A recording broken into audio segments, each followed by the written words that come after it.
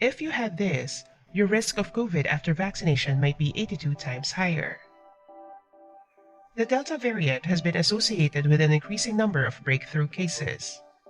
However, it doesn't mean that the risk is the same across the board. Those who are fully vaccinated against COVID-19 have a significantly lower risk compared to those who are not vaccinated.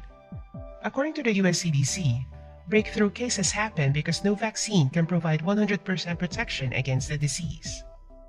If it occurs, the fully vaccinated person is less likely to become hospitalized and suffer from complications.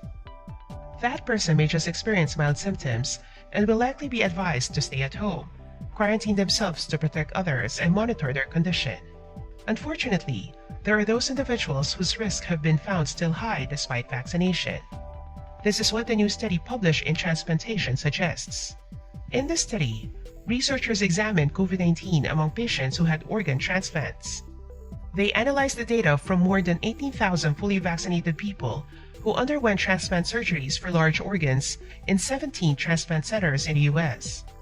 Of that, 151 patients were identified to have caught the coronavirus.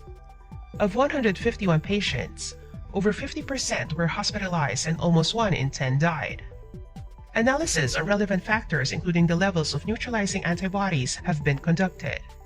Results show that many of these organ recipients don't produce the needed antibodies. That issue was prevalent even with 2 doses of effective mRNA vaccines. The findings suggested that the patients couldn't mount a strong defense against the coronavirus. So, how much is the risk in patients who are fully vaccinated but had organ transplants? Researchers clarified that the infection rate based on the data they had was only 0.83%. However, that translated to 82 times higher infection rate compared to the general vaccinated population. Also, the odds of serious COVID were 485 times higher. This is a stark clinical reminder that transplant patients are inadequately protected by the standard vaccine series, said Dori Segev, a transplant surgeon at Johns Hopkins University. Can these patients get optimal protection?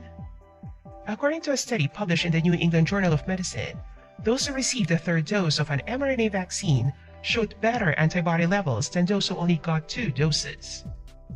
These suggest the potential use of boosters in select population groups.